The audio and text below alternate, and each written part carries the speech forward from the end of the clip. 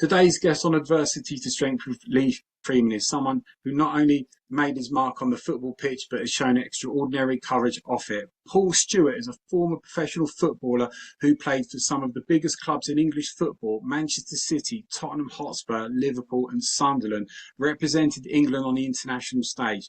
But behind the glory of his career was a devastating secret. For years, Paul carried the trauma of childhood sexual abuse, something he bravely chose to speak out about, breaking the silence not just for himself, but for countless others in sport and beyond. His story is one of pain, but also of power.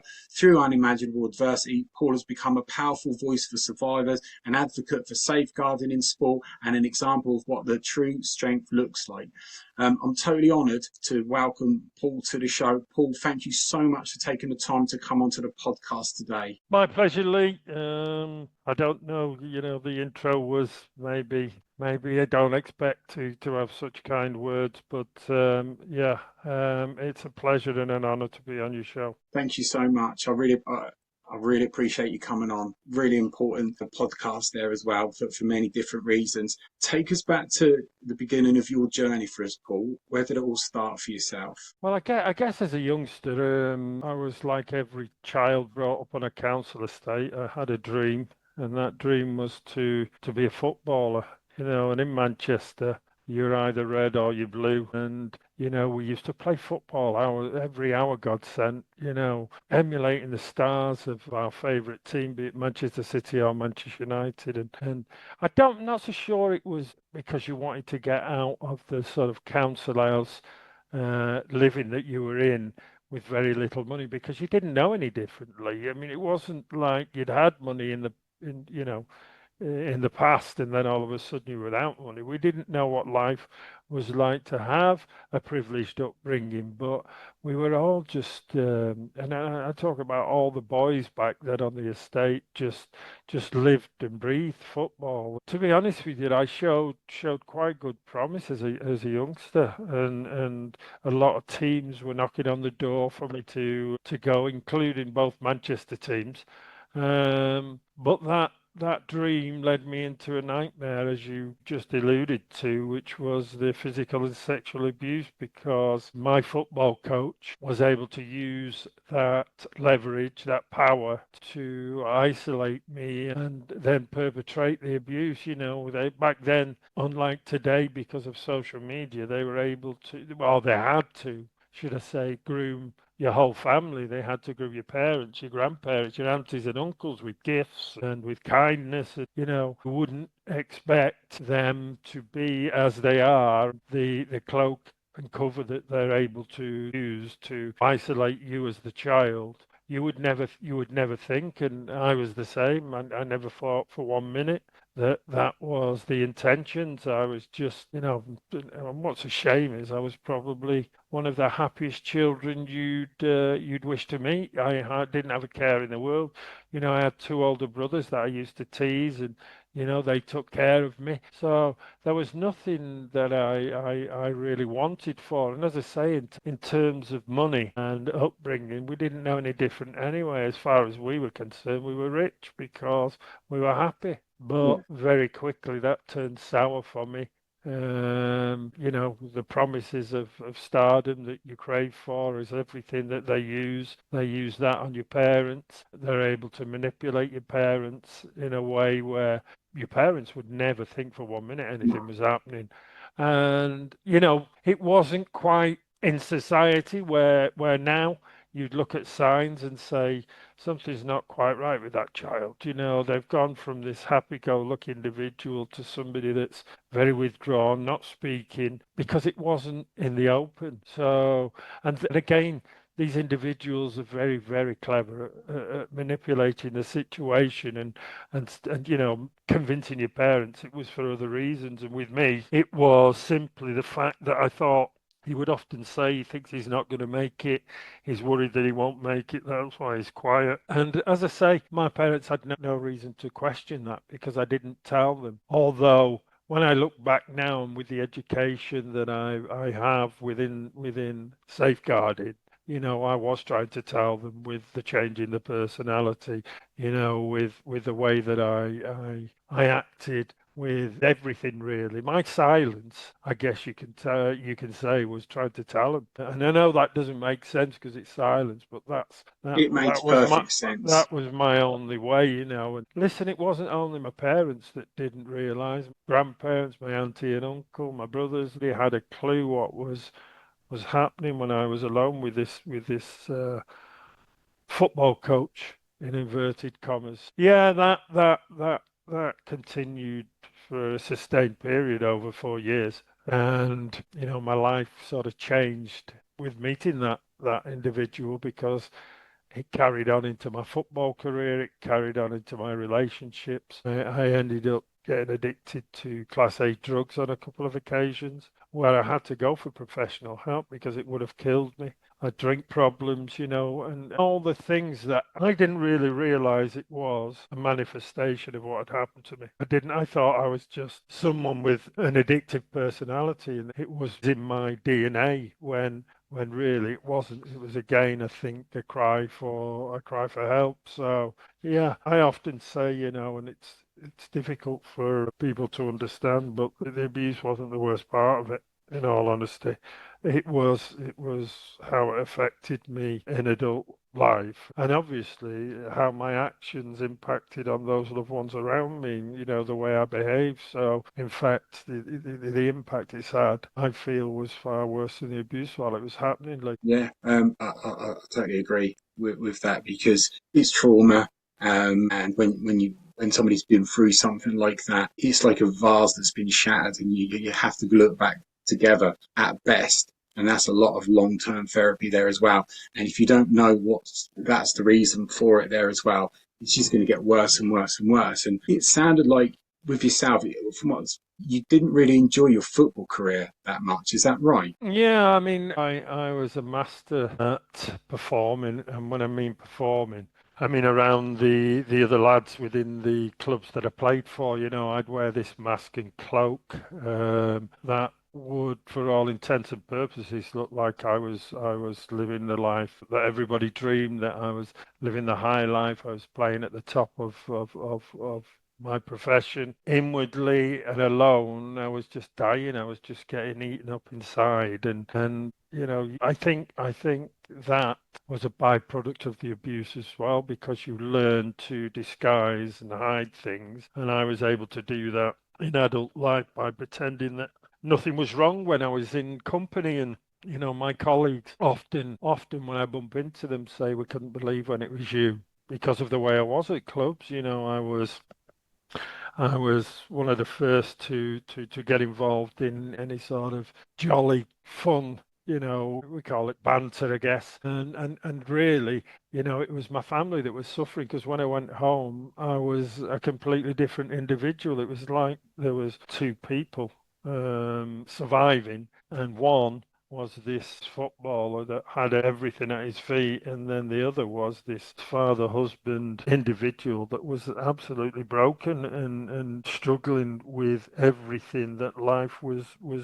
throwing at him. But like I say, my colleagues had no idea because I put this great act on when I was in their company that become tiring if I'm honest, Lee. Exhausting. Very tiring. And you know, when they were enjoying the highlights, I was going home and just feeling in such a dark place. And then that would transcend onto my family where I wouldn't speak to them. I would be, you know, I would lock myself away from them. And they had no idea the reasons behind it. I would turn to drink, drugs, as I said, turn to suicide attempts, which I did on two occasions, just to get out of this. You know, many a time I just thought, I just want to get out of this world. Stop the pain. Yeah, just to stop the pain. And fortunately, I didn't. You know, and I'm here to tell my story because you know, I've got colleagues that are still struggling with the effects of what happened to them as youngsters, and they they they they they're not in a place where they can speak publicly and go publicly about what happened to them. So I look at what I'm doing today more as a voice for those that don't have a voice, Lee. And I think that I have a platform which was given to me Yeah. and I want to use that platform to speak up for those, as I say, that don't ordinarily have a voice. And that's really the driving force behind the work that I do. And I will be honest with you, when I stand up there and I deliver my safeguarding sessions, I relive my childhood because it's part of what happened, but also it gives the indications and the signs and symptoms. And the MO is exactly the same. So, I have to relive my childhood, but moreover, I then talk about the effects it had on my family, and out of everything, that's the most difficult thing, the effects that my actions had, my children, my wife, them growing up. Yeah, that I totally understand that. You get the overreactions, you get the anger, you get the just low patience, the mood spread there as well. And often you don't even know what it is. Did anyone ever ask you? Did anyone think, you know what, there might be something? Or did you ever speak to anyone at all? I never spoke to anyone and nobody ever asked me. I mean, back then when I played Lee, there wasn't no such word as safeguarding, but moreover, there wasn't even a duty of care for youngsters at the football clubs. And I often say you had to grow up really quick when you joined a football club because it was the mentality of you either sink or swim. You're you're thrown in at the deep end with adults and you're still a child at 16, 17. But the mentality was to get on with it and if you've got a problem, deal with it because it'll make you stronger and that is difficult at times when you've got what I've got going through my head, you know what I mean? But I also didn't want to say anything because I didn't want it to impair my chances of making it as a footballer because I thought that if I start saying what's happened, they'll think I'm a problem. Will that then have an impact on whether I'm chosen to be a professional or not? So do you know all them things were reasons what you find as an individual not to say anything. I've got to say I don't blame the clubs, the profession, or anything. You find a reason for not saying anything, and you stick by that, whatever Yeah. reason that may be. And that's why, I think that certainly as men, we don't say anything for many years to come because all the time we're finding reasons not to say and not to speak up because of the impact it might have on you, the impact it might have on your family, your children, that go to school. So you're always constantly churning out excuses why you don't say anything, and that isn't good for your mental health. It's like you said, it's exhausting. It's exhausting hiding it. It's exhausting coming up with excuses. And as you get older, it just gets worse and worse. It's an unresolved trauma that it's just never going to go away. With yourself, you know, you're in the Premier League, you're playing for Spurs, you're scoring in a cup final, and then you get like, what is it, look, 2.7, 2.8 million pound to Liverpool. I mean, what's that in today's money? And that's a big move. And I remember at the time. And like a football fan, I remember the big move. And then for me, obviously a Pompey fan, not Premier League or anything, you almost forgot that you played for Liverpool, and I almost barely remember you in a Liverpool shirt. You know? That's because I didn't play an awful lot. To be honest with Yeah, you, when I went from Spurs, I was just starting on the really downward spiral with drinking drugs. But towards the end of my career at Spurs and bit time I got to Liverpool, I was at breaking point and, I was literally doing cocaine on a daily basis now. Now you can't perform at the top level when you're doing something like that. And Liverpool was such a great move for me. I was coming back up north, yeah, one of the biggest clubs in the world at the time.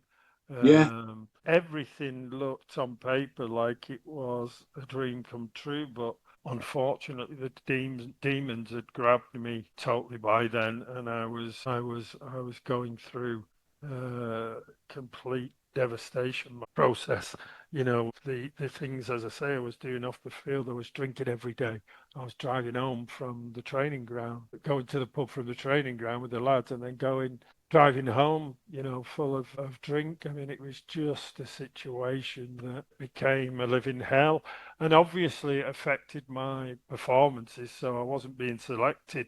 But that just compounds everything, Lee. I felt that I was ostracized, and rightly so, because of what I was doing off the pitch. But then you become even more lonely Yeah, from of course. from somebody that already feels lonely because of what's happened to him as a child. So it's almost like a double impact of of hurt. Do you know that I was probably literally trying and hoping to kill myself, to get out of that scenario. I always used to think it'd be better for my wife, it'd be better for the children, they won't suffer anymore. I'm Yeah, better off out the way. Yeah, it might hurt them initially. They might go through that grieving process, but long term, they'd have a better life without me than with me. And all these things were a daily yeah, process that you're thinking about. And as I say, it's not conducive to good mental health when you're in that dark hole, I guess. who signed you? Was it Souness? Yeah. Surely somebody like Souness must have said to you, "Look, what's going on with you?" You must have surely said something because Yeah, you've come. he pulled me in once, and it was Yeah, about 6 months after I joined, and said, I've had a call from down south that you're getting up to some naughty stuff. And I just denied it, like you would. I wasn't going to say, yeah, I am. But there was nothing. There was nothing after that. I mean, there wasn't any player care whatsoever back then. As I say, it's almost like you get in there, you get on with it, whatever's the matter, you deal with it and you play. And that there was no, when I went to Liverpool, being in the biggest club, one of the biggest in the world, they didn't even have a full-time physio in the 90s. They had a really. physio, the physio came in twice a week, Tuesday and Thursday. He wasn't even a qualified physio. He was a back specialist, Lee. And your daily treatment would be Roy Evans and Ronnie Moran lay on a treatment table and then putting the machines on that did little and nothing. Your fitness test would be you'd walk round, we used to train at Melwood, you'd walk round Melwood once, then you'd jog, then you'd run a bit quicker. If you got through that, you joined in the five-a-side. That was your fitness test. There was no, not even, when you went for medicals for signing, there was no big checkup or anything. You just have somebody feel your knees, your ankles, and that was you. You were fit to sign. So, when you look at what they have in place now, not just on the medical side, but also psychologists, food, and everything is geared for these players to be athletes and be able to perform. Well, with us, we drink was our adversary. Yeah, Train and we go and drink.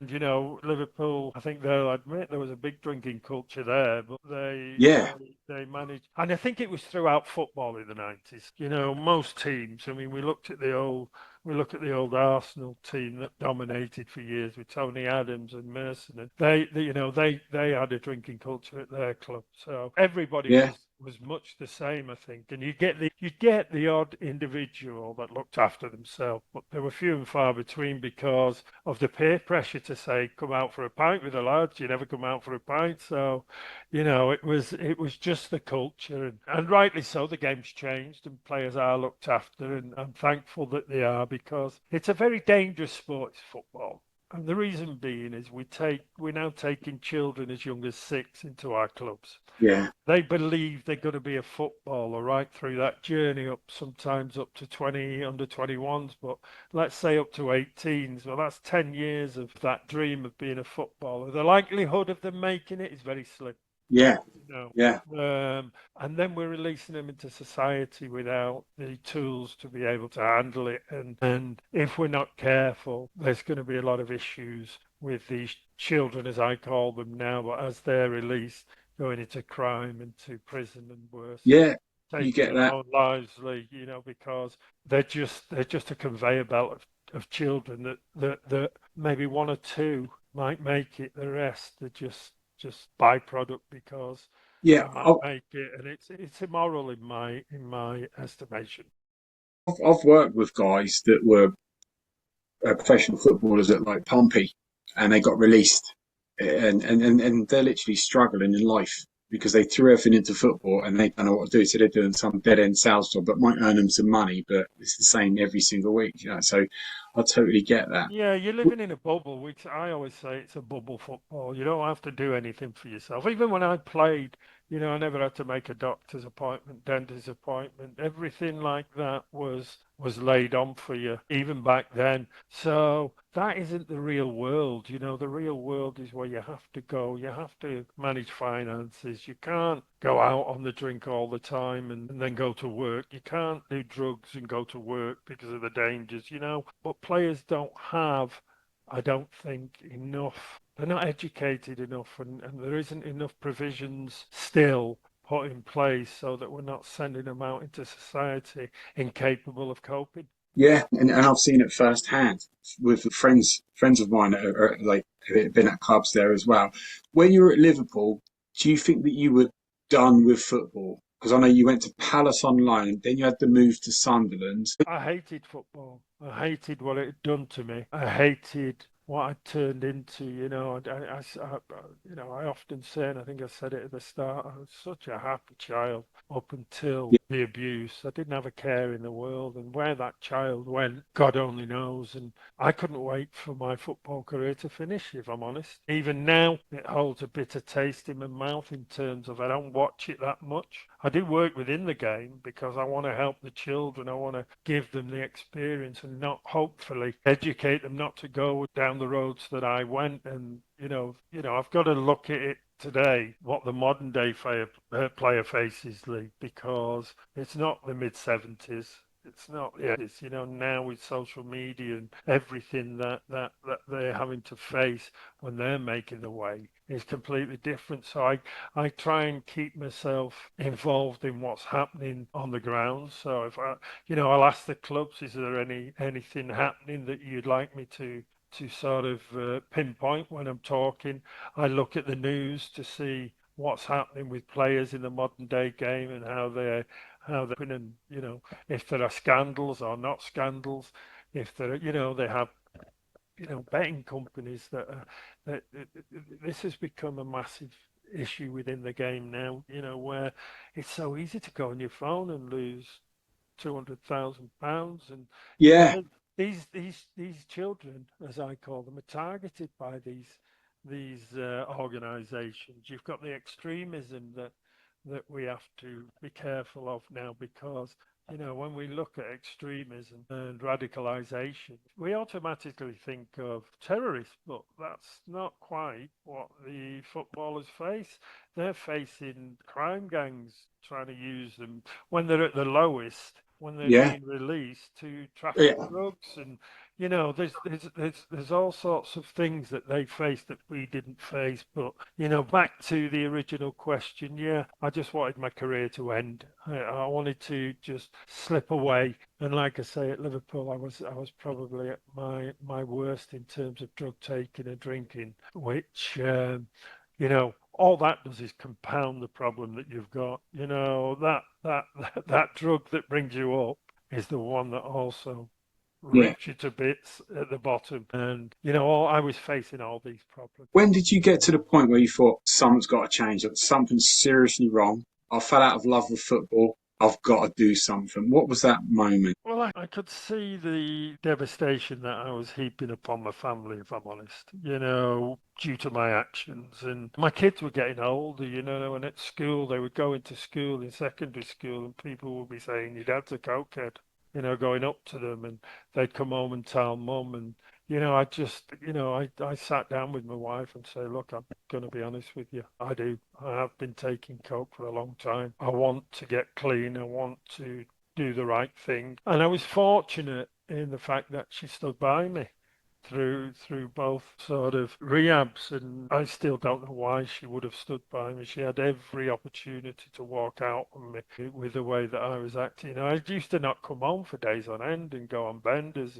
They'd have no idea where I was, Lee, and all that was the reasons. But what I did do was I looked in the mirror and I said to myself, there's one person you've got to do this for first and foremost, though, Paul, and that's you. You've got to do it for Yeah, you, because if you're not doing it for you, then it doesn't matter about everyone else because you won't get off it. And I yeah, thought, I've got to make sure that I'm well, that I'm okay.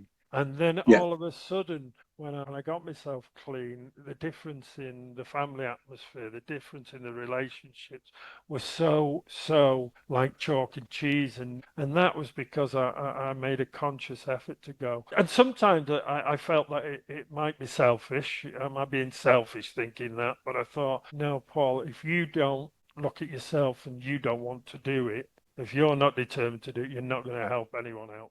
As a therapist, I'm always constantly telling clients that it starts with yourself. You have to put yourself first. If you can't put yourself first, you're not going to get anywhere, as well. So how did you get yourself into the right space in dealing with things? Did you get a lot of therapy? I went to a drug counselor, and again, I think therapy is again, I think it's an individual's choice. For me, I was lucky. The guy that I worked with, that worked with me, I got on with him, and I felt I was able to tell him everything. There was only one thing that I didn't talk about, and that was the abuse. You sometimes, I often have sat there and thought, he knows that something's not quite right in my background, but he never Yeah. thought, for me, I wasn't forced to do anything. It No. wasn't like you're not allowed to do this, you're not allowed to do that, because I think for me that just makes me go and do it more and more. It was, Yeah. they're talking about it. Do you want to do it? Do you feel that you need to do it? What feelings come across? And I believe that I connected with my counselor rather than, I know that some of my colleagues with the abuse have been to see therapists and it hasn't quite worked for whatever reasons. And I think that's a major thing when it comes to something so It's personal. it's like with I had a new client this morning and introduction, having a quick chat, and I say it doesn't matter how good the therapist is, you've got to have that vibe, you've got to have that connection. This guy can do something for me. If you don't have it, get another therapist. So it is important to get that right. It makes all the difference. I didn't feel he was judging me as well, No, and that's it. Yeah, and that when you've been abused is a massive thing, that you feel that you're being judged, and people are looking at you and pointing the finger, and is this and that, because your head can be a difficult space when you're going through a hell of a time, and you can think things that are not happening. And I just felt that as yeah, well. He never judged me, he never once, no, he knew that I was a professional footballer the first time. He didn't ever judge the fact that, you're a professional footballer and you're doing this, how you'd expected that. He just talked to me on the level that I felt worked for me. when was the point that you thought, I'm actually going to speak out? Because speaking out for anyone is hard enough. But when you're Paul Stewart, England player, Tottenham, Liverpool player, Man City, to come out. So I remember it come out, and I remember reading it, and I'm shocked because you're like, that's the Premier League player Paul Stewart. Not that once he was a small child, Mm. So your brain kind of doesn't comprehend there as well. And I would imagine a lot of people would have been obviously shocked, but then over time would have really appreciated that, well, if it can happen to this guy, it can happen to anyone. So what got you to that point to go, I'm going to do this? Because that takes a lot. Lee, that didn't, well, there wasn't a point. What I'd done was I'd got myself in the right space. I'd forgotten football. I'd literally put a wall up against the past and made sure that it didn't affect the future, or wasn't going to affect the future. And then I read an article in a national newspaper, and it was about a lad that had been abused as a youngster, but he hadn't really played at the highest level.